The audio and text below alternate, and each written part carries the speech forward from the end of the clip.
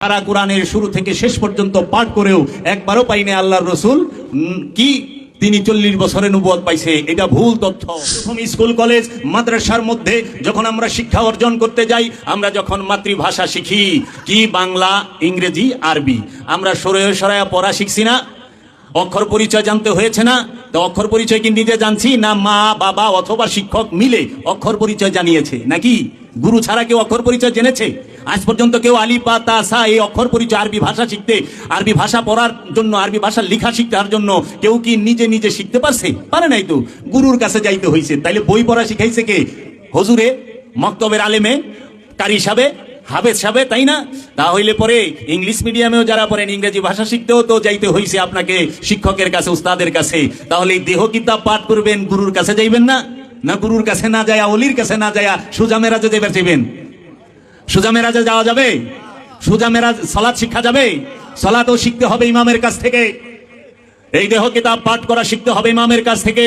কথার মাঝে খোদা নাই, খোদার মাঝে কথা নাই। দয়াল বাবা জাহাঙ্গীর আমার মুর্শিদ বলেছেন, কিছু কথা মুখস্থ করে একজনকে তর্কে হারিয়ে দিতে পারবা।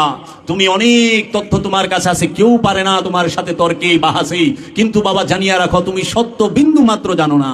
কারণ তুমি বাহিরের অনেক তথ্য তোমার কাছে আছে, তোমার ভেতরের নিজের তথ্য নাই।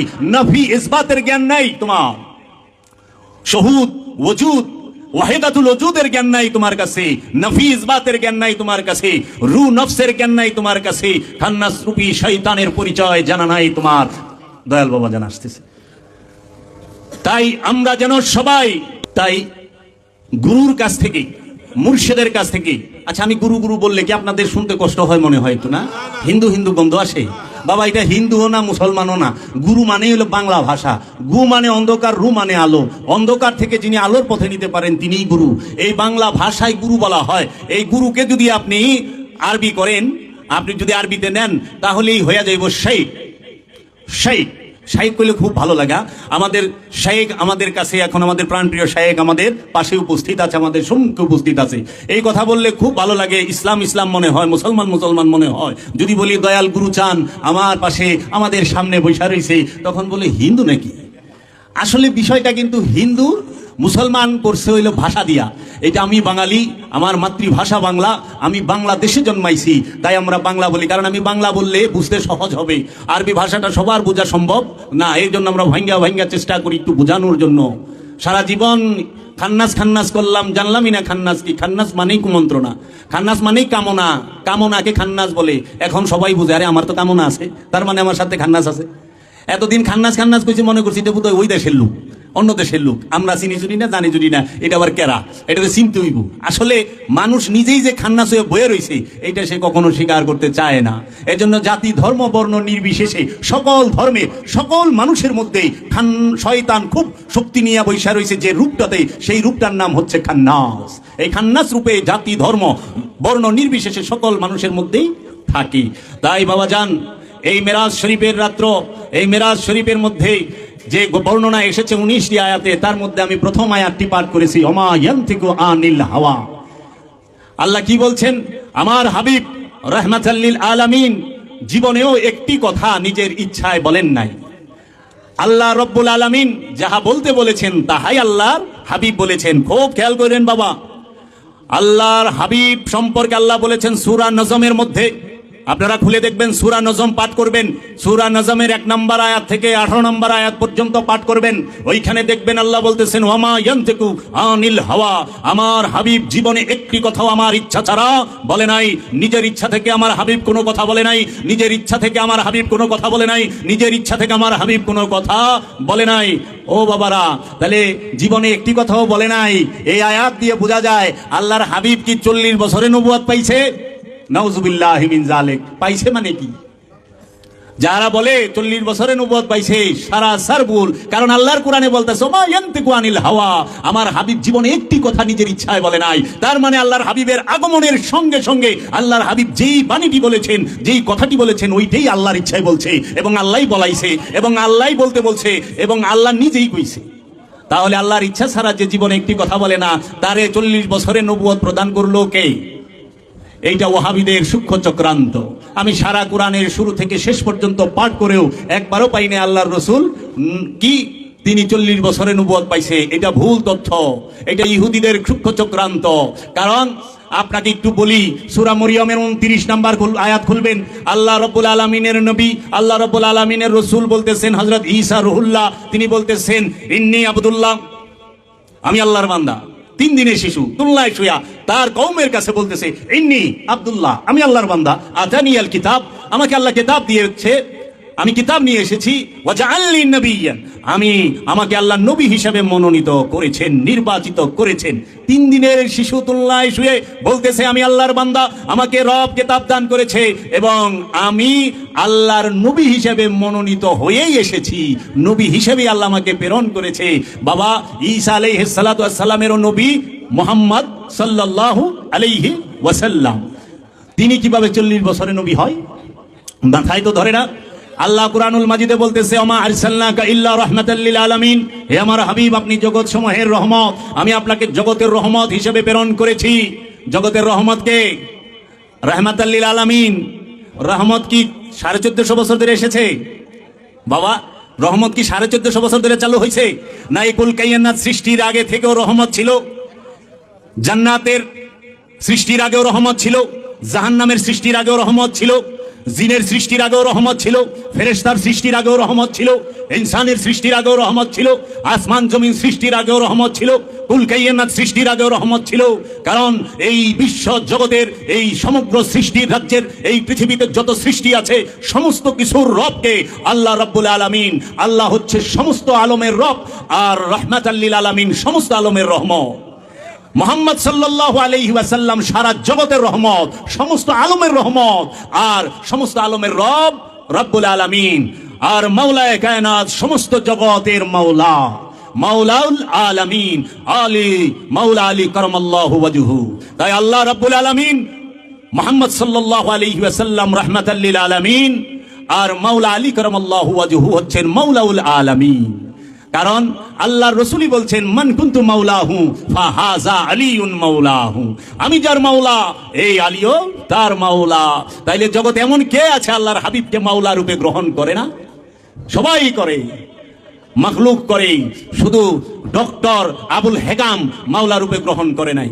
আপনারা চিনেন ডক্টর আবুল হেকামকে? ইনি কিন্তু ডক্টরেট, এই নামটা সবাই চিনবেন না, কিন্তু তার আরেকটা নাম আছে, মিস্টার আবু জাহেল, ডক্টর আবু জাহেল। এই ডক্টর আবু জাহেল তিনি কিন্তু আপনার আল্লাহর রসুলকে মাওলা রূপে মানে নাই, মাওলা আলীকে মাওলা রূপে মানে নাই। তাই বাবারা, আমরা রসুলের সম্পর্কে আগে বুঝি। রসুল আর কোনোদিন আমরা কি কেউ বলবো যে রসুল 40 বছরে নবুয়ত পেয়েছে? না না না, আদম নবী নবী হয়ে এসেছেন, আদম নবী রসুল হয়ে এসেছেন, ঈসা নবী রসুল হয়ে এসেছেন, নবী হয়ে এসেছেন, ইব্রাহিম নবী নবী হয়ে এসেছেন, রসুল হয়ে এসেছেন, ইসমাইল নবী নবী হয়ে এসেছেন, রসুল হয়ে এসেছেন। আল্লাহ নিজে বলছেন, হে আমার হাবিব, আপনি আপনার কিতাবের মধ্যে ইব্রাহিমের জিকির করুন, ওয়াজকুরু ফিল কিতাব ইব্রাহিম, আপনার কিতাবের মধ্যে ইব্রাহিমের জিকির করুন। হে আমার হাবিব, আপনি আপনার কিতাবের মধ্যে ইসমাইলের জিকির করুন। হে আমার হাবিব, আপনি আপনার কিতাবের মধ্যে নূহের জিকির করুন। হে আমার হাবিব, আপনি আপনার কিতাবের মধ্যে ইয়াহিয়ার জিকির করুন। হে আমার হাবিব, আপনি আপনার কিতাবের মধ্যে জাকারিয়ার জিকির করুন। হে আমার হাবিব, আপনি আপনার কিতাবের মধ্যে সুলাইমানের জিকির করুন। হে আমার হাবিব, আপনি আপনার কিতাবের মধ্যে ইসহাক ইয়াকুবের জিকির করুন। হে আমার হাবিব, আপনি আপনার কিতাবের মধ্যে ইউসুফের জিকির করুন। এটা কোন কিতাব? এই দেহ কিতাব। কারণ আল্লাহর হাবিব ঈসা রুহুল্লাহর পরিচয় দিয়েছেন, এর জন্য আমরা ঈসা রুহুল্লাহর পরিচয় পেয়েছি। দূরত্ব কতখানি আল্লাহর হাবিব আর ঈসা রুহুল্লাহর আগমনের যে তফাৎটা, ডিফারেন্সটা 570 বছর। 570 বছর পরে ঈসা রুহুল্লাহর 570 বছর পরে মহানবী মুহাম্মদ সাল্লাল্লাহু আলাইহি ওয়াসাল্লামের আগমন। তারও হাজার হাজার বছর আগে মুসা নবীর আগমন, তারও আগে অন্যান্য নবীদের আগমন। এত আগে যে নবীগণ আগমন করেছে, সবার নাম আল্লাহর রসুল জানলো কিভাবে? রব জানিয়েছেন রসুলকে। রব আর রসুল একে আরেকজনের আশেক মাসুক, একজনের রূপ একজনকে দেখলে আরেকজনকে দেখা হয়। কারণ আল্লাহ নিজে বলে দিছে, হে আমার হাবিব, আপনি আমার চেহারা। রসুলের চেহারা আল্লাহর চেহারা, রসুলের হাত মুবারক আল্লাহর হাত মুবারক, রসুলের জবান মুবারক আল্লাহর জবান মুবারক, রসুলের পা মুবারক আল্লাহর পা মুবারক, রসুলের ইচ্ছা মুবারক আল্লাহর ইচ্ছা মুবারক। রসুল হাত দিয়ে কঙ্করে নিক্ষেপ করে, আল্লাহ বলে ওমা রামাইতা ইজ রামাইতা ওয়ালাকিন্নাল্লাহ রামা। হে আমার হাবিব, আপনি কঙ্কর নিক্ষেপ করেন নাই, আমি আল্লাহ কঙ্করে নিক্ষেপ করেছি।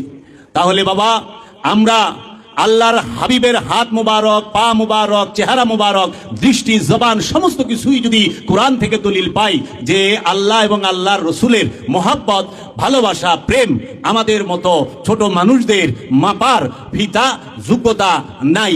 এখন আমাদের সমাজের মধ্যে কিছু মানুষ অজ্ঞতাবশত তারা লামুকামের খবরও কয়। আল্লাহ রাব্বুল আলামিন আরশ মহল্লায় ছিলেন, সেখানে আল্লাহর হাবিব বুরাকে চড়ে মেরাজ শরীফে গিয়েছেন, সেইখানে গিয়ে আল্লাহর চেহারা মুবারক সরাসরি দেখেন নাই, সেখানে একটি পর্দা ছিল। তো জিজ্ঞাসলাম, বাজান পর্দা কি আপনি টানাই দিয়েছিলেন? লামুকামের খবর আপনি কইতেছেন কেমনে? নাসুদ, মালাকুত, জাবরুত, লাহুত, জাবরুত মুকামে যে যায় সেই আল্লাহর ওলি হয়, আর লাহুতে যে যায় সেই আল্লাহর আব্দুহু হয়। লাহুত মুকামের রাজ্যের অলি পাওয়া মুশকিল। লাহুত মুকামের অলির চেহারা মুবারক দেখলে জীবনের গুনাহ ঝইরা যায়, জীবনের গুনাহ থাকবো না। লাহুত রাজ্যের আল্লাহর অলির চেহারার দিদার যদি হয়, ওইতে পাওয়া যায় না বাবা।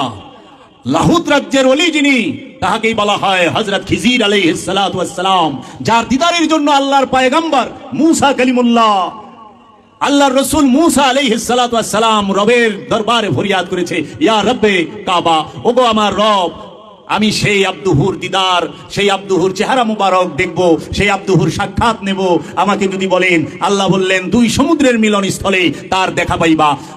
মুসা কালিমুল্লাহ সেই আল্লাহর আব্দুহু পর্যায়ের অলিকে দেখার জন্য তার এক সঙ্গী ইউসা ইবনে নুনকে নিয়ে সেই দুই সমুদ্রের মিলন স্থলে সাক্ষাতের জন্য মাইলকে মাইল হাঁটার পরে যখন ক্লান্ত হয়ে গেছে, ভাজা মাছ নিয়ে গেছিল, সেইটা জীবিত হয়ে চলে গেছে, ওইখানেই ঘুইরা এসে দেখে আল্লাহর আব্দুহু দাঁড়ায় রইছে। আল্লাহর আব্দুহুকে দেখার জন্য তামান্না করে আল্লাহর নবী, আল্লাহর আব্দুহুকে দেখার জন্য ইচ্ছা প্রকাশ করে আল্লাহর নবী, আল্লাহর আব্দুহুকে দেখার জন্য ইচ্ছা পোষণ করে, ইচ্ছা প্রকাশ করে রবের কাছে আল্লাহর রসুল। আর আমি এত হতবাগা, এত নাদান, আমার মতো নাদান হতবাগার কে আছে এই জগতে? আল্লাহর আব্দুহুকে দেখার জন্য একদিনের তরেও রবের দরবারে হাত উঠায়া বললাম না, ও রব্বুল আলামিন, তোমার যে খাস বান্দা, যে তোমার দিকে তাকাইলে তুমি তার ইচ্ছা মতো বৃষ্টি বর্ষণ করো, যে তোমার দিকে তাকাইলে তুমি তার ইচ্ছা মতো, যার সন্তান নাই তাকে সন্তান দাও, যার বেমার আছে তার বেমার তুমি দূর করে দাও, যার অভাব আছে তার অভাব দূর করে দাও, যে রোগ আক্রান্ত, যার মধ্যে খান্নাস রূপী শয়তান প্রকটভাবে বসে আছে, সেই আব্দুহু যদি এক মুহূর্তে ইচ্ছা করে আমি অদমের মতো মানুষকে এই নফস থেকে খান্নাস রূপী শয়তানকে তাড়িয়ে দিতে পারে, এবং সে তাকে এই সিদরাতুল মুনতাহা পার করে লাহুত রাজ্যে নেওয়ার ক্ষমতা রাখে, সেই আল্লাহর আব্দুহুকে একদিনের তরেও দেখার মনোবাসনা আমরা কখনোই করলাম না।